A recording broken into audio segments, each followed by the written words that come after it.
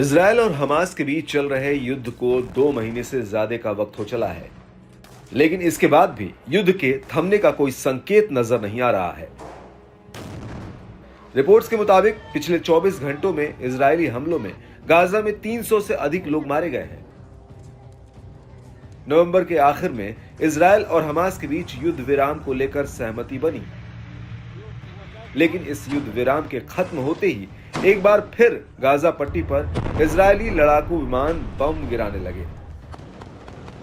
Gaza पट्टी में मौजूद लगभग सभी बड़ी इमारत धराशायी हो चुकी है। इस बीच गाजा में युद्ध विराम का लगातार आह्वान किया जा रहा है। सीज फायर की ऐसी ही संयुक्त राष्ट्र की एक कोशिश को अमेरिका ने शुक्रवार को रोक दिया। यूएन के सीज फायर का प्रस्ताव अमेरिका की वजह से पास नहीं हो सका। दरअसल अमेरिका ने यूएनएससी के इस प्रस्ताव के खिलाफ अपने वीटो पावर का इस्तेमाल कर दिया। अपने इस कदम के साथ वॉशिंगटन राजनयिक रूप से अलग थलग हो गया, क्योंकि वो अपने सहयोगी की रक्षा कर रहा है। I wrote to the Security Council invoking Article 99. UN की तरफ से पेश किए गए प्रस्ताव में गाजा में सीज फायर और बिना शर्त सभी बंधकों की रिहाई की मांग रखी गई थी। Collapse of the humanitarian support system in Gaza, which would have devastating consequences. इस प्रस्ताव के पक्ष में 13 सदस्य देशों ने वोट किया, लेकिन अमेरिका ने इसके खिलाफ वीटो यानी कि यूएस वीटो फॉर रेजोल्यूशन कर दिया। अमेरिका के इस कदम से अरब देशों में भारी गुस्सा देखने को मिल रहा है। संयुक्त अरब अमीरात के उपराजदूत मोहम्मद अबू शाहब ने विरोध दर्ज कराते हुए यूएनएससी से पूछा, अगर हम गाजा पर लगातार बमबारी रोकने की कोशिश में एकजुट नहीं हो सकते तो हम फिलिस्तीनियों को क्या संदेश दे रहे हैं।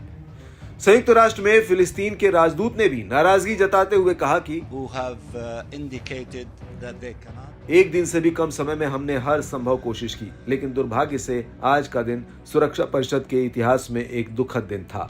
उन लोगों के लिए जो चीजों को उस तरह से देखने में असमर्थ हैं जैसा उन्हें देखना चाहिए था, और उन्होंने इसे अलग तरह से देखा। हम हार नहीं मानेंगे, हम अपने प्रयास जारी रखेंगे। हम सुरक्षा परिषद का दरवाजा तब तक खटखटाते रहेंगे जब तक कि वो जाग न जाए।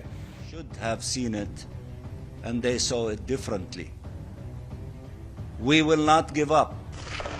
दरअसल 7 अक्टूबर को इजरायल पर हुए हमलों के बाद यहूदी देश ने हमास को जड़ से मिटा देने की कसम खाते हुए गाजा में अपने हमले लगातार जारी रखे हैं। वहीं अमेरिका इजरायल को पूरा सपोर्ट कर रहा है। हमास द्वारा संचालित स्वास्थ्य मंत्रालय के मुताबिक लड़ाई में फिलिस्तीनी क्षेत्र में अब तक 17,487 लोग मारे गए हैं, जिनमें ज्यादातर महिलाएं और बच्चे हैं। इजरायली आंकड़ों के मुताबिक हमास ने इजरायल में हमला कर 1,200 लोगों की जान ले ली, जबकि 200 से ज्यादा को बंधक बना लिया। इजरायल ने गाजा को बंजर भूमि में तब्दील कर दिया है। संयुक्त राष्ट्र का कहना है कि करीब 80% आबादी विस्थापित हो गई है। साथ ही लोगों को खाना, पानी, दवा और ईंधन के लिए बहुत ही परेशान होना पड़ रहा है। वहीं WHO के प्रवक्ता क्रिश्चियन लिंडवेयर ने कहा, लोग गर्मी पाने या शायद खाना पकाने के लिए थोड़ी सी जलाऊ लकड़ी पाने के लिए टेलीफोन के खंभों को काटना शुरू कर रहे हैं। इजरायल की सेना ने भूमध्य सागर में नेवी जहाज हमलों के फुटेज दिखाते हुए कहा कि उसने 24 घंटे में गाजा में 450 ठिकानों को निशाना बनाया है।